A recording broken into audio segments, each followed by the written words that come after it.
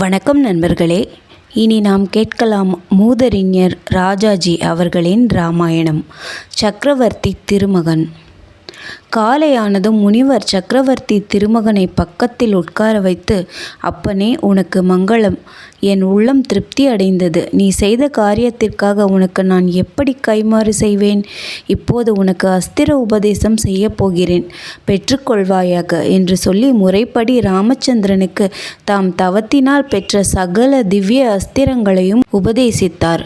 அந்த அஸ்திரங்களை பிரயோகிக்கவும் அவற்றை அடக்கி பின் திருப்பவும் உரிய மந்திரங்களை எல்லாம் உபதேசித்தார்.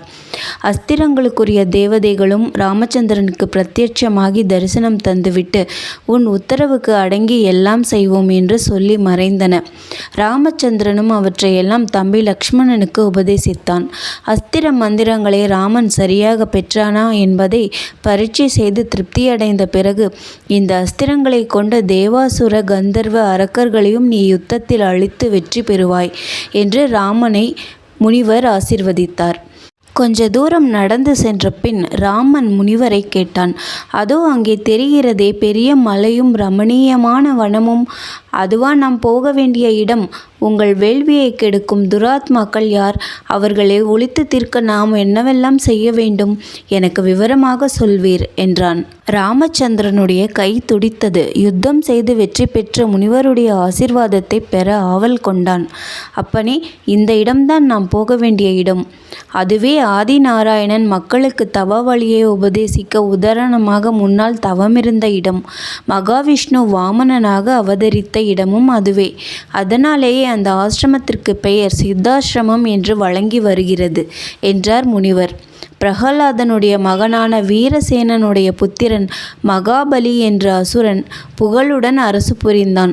அவனுடைய ஆதிக்க பெருக்கத்தைக் கண்டு தேவர்கள் பயந்தார்கள். இந்திரன் ஆதிக்கத்தை எல்லாம் மகாபலி ஆக்கிரமித்து கொண்டு விட்டான். இந்திரனை பெற்ற காஷ்யப முனிவரும் மனைவி அதித்தியும் மகாவிஷ்ணுவை குறித்து பெரும் தவம் செய்து, லோகநாதனே, எங்களுக்கு புத்திரனாகவும் எங்களுடைய மகன் இந்திரனுக்கு தம்பியாகவும் நீயே அவதரித்து இந்திரனையும் தேவர்களையும் மகாபலியிடமிருந்து காப்பாற்றுவாயாக என்று பிரார்த்தித்தார்கள். அதன்மேல் மகாவிஷ்ணு வாமன அவதாரம் எடுக்க தீர்மானித்து அதிதிக்கு மகனாக பிறந்து வளர்ந்தார். மகாபலி செய்த ஒரு யாகத்துக்கு அழகிய சின்னஞ்சிறு பிரம்மச்சாரியாக வாமனன் சென்றான். மகாபலியின் ஆசிரியரான சுக்கிரர் அசுரகுலத்திற்கு இவர்தான் குரு. விஷயத்தை தெரிந்து கொண்ட இந்த பிராமணன் யாசிப்பதை தர வேண்டாம் என்று எச்சரித்தார். மகாவிஷ்ணுவே என் யாகத்தில் வந்து யாசகம் கேட்டு பெறுவதை விட எனக்கு என்ன மேலான நன்மை உண்டு என்று மகாபலி தன் ஆசிரியருக்கு சொன்னான். என் பாதத்தால் அளந்த மூவடி பிரதேசம் வேண்டும் என்று சிறுவன் கேட்டதை மகாபலி சக்கரவர்த்தி தந்தேன் என்று ஜலம் வார்த்து தந்துவிட்டான். வாமனன் உடனே திருவிக்கிரமனாக பூவுலகை ஓரடியாலும் வானுலகை ஓரடியாலும் அளந்து விட்டான். மூன்றாவது அடியாக தன் திருப்பாதத்தை நாராயணன் மகாபலிக்கு அபயம் என்று அவன் தலைமேல் வைத்தான். உலக பரப்புக்கு சமானம் பக்தனுடைய தலை என்பது இந்த கடைசி நிகழ்ச்சியின் பொருள். 7 சிரஞ்சீவிகளுள் ஒருவன் ஆனான் மகாபலி.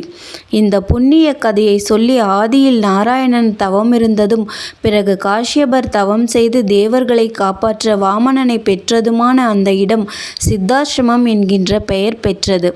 இந்த புண்ணிய பிரதேசத்தில் நானும் ஆசிரமம் அமைத்து அதில் இருந்து வருகிறேன். என்னுடைய வேள்விக்கு தடையாக அரக்கர்கள் அந்த வனத்திற்கு வந்து வேதனை செய்கிறார்கள். யாகம் நடைபெறாமல் செய்து விடுகிறார்கள். இப்போது நீ வந்திருப்பதே அவர்களுக்கு முடிவு என்றார் விஸ்வாமித்திரர். அப்படியே ஆகுக என்றான் ராமன். அரசு குமாரர்களுடன் விஸ்வாமித்திரர் வந்துவிட்டதைக் கண்டு அங்குள்ள மற்ற ரிஷிகள் மிக மகிழ்ச்சி அடைந்து ஒருவர் பின் ஒருவராக வந்து விஸ்வாமித்திர முனிவரை வணங்கி வரவேற்றார்கள். ராஜகுமாரர்களுக்கு முறைப்படி அதிதி பூஜை செய்து அமர்ந்தார்கள். இன்றே தாங்கள் யாக தீட்சையை எடுக்கலாம் என்று சக்கரவர்த்தி திருமகன் பரபரப்புடன் முனிவருக்கு சொன்னான். அவ்வாறே விஸ்வாமித்திரர் வேள்வி துவக்கத்திற்கு உரிய விரதம் அன்றிரவு எடுத்துக்கொண்டார். மறுநாள் காலை சீக்கிரமாகவே ராஜகுமாரர்கள் எழுந்து யாகசாலையில் இருந்த முனிவரை வணங்கி, ராட்சசர்கள் எப்போது வருவார்கள்? நாம் அஜாக்கிரதையாக இருக்கக்கூடாதல்லவா? எங்களுக்கு விவரமாக சமயத்தை தெரியப்படுத்த வேண்டும் என்றார்கள். அங்கிருந்த ரிஷிகள் இதை கேட்டு வெகு சந்தோஷம் சந்தோஷமடைந்தார்கள். முனிவர் விஸ்வாமித்திரர் மௌன விரதத்தில் இருக்கிறபடியால் இனி பேச மாட்டார். 6 நாட்கள் இரவும் பகலும் நீங்கள் தூங்காமல் யாகத்தை காப்பாற்ற வேண்டும் என்றார்கள். ராஜகுமாரர்கள் வில்லும் கையுமாக 6 நாட்கள் இரவும் பகலுமாக காத்தார்கள். 6வது நாள் காலையில் லக்ஷ்மணனுக்கு ராமன் சொன்னான், தம்பி, இப்போது வெகு ஜாக்கிரதையாக இருக்க வேண்டும். இதுதான் அரக்கர்கள் வரும் சமயம் என்றான். இதை சொல்லும் போதே அக்னிகுண்டத்திலிருந்து நெருப்பு கொழுந்துவிட்டு எழுந்தது.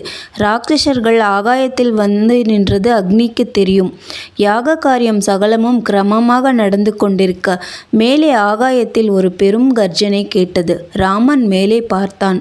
மாரீசனும் சுபாகுவும் அவர்கள் பரிவாரமும் அசுத்த மாமிசமும் இரத்தமும் கொண்ட வேதிகையின் மேல் சொரிந்து யாகத்தை கெடுக்க ஆயத்தமாக நின்றதை கண்டான். ஆகாயம் முழுவதும் நீண்டு கொண்டு மேகம் மூடினாற்போல் அரக்கர்கள் கூட்டம் நின்றது.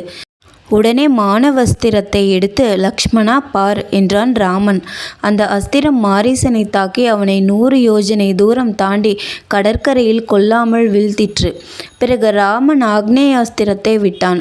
அது சுபாகுவை தாக்க அவன் மாண்டு விழுந்தான். பிறகு வேறு அஸ்திரங்களையும் பிரயோகித்து அரக்கர் கூட்டத்தை ராஜகுமாரர்கள் முற்றிலும் அழித்தார்கள். ஆகாயம் மறுபடியும் வெண்மையாக பிரகாசித்தது. இவ்வாறு யாகத்தை கெடுக்க வந்த அரக்கர்கள் வீழ்த்தப்பட்டு ரிஷிகளுக்கு யாதொரு தொந்தரவும் இல்லாமல் காரியம் முடிந்தது. விஸ்வாமித்திரர் எல்லை கடந்த மகிழ்ச்சி அடைந்தார். சக்கரவர்த்தி தசரதனுக்கு நன்றி செலுத்துகிறேன். அவன் ஆணைப்படி நடத்தி கொடுத்தீர்கள். உங்களுடைய பராக்கிரமத்தை பாராட்டுகிறேன்.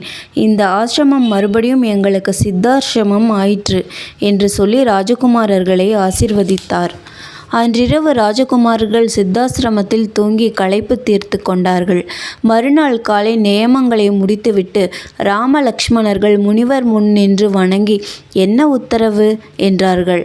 அவதார ரகசியம் முனிவருக்கு தெரிந்ததுதான்.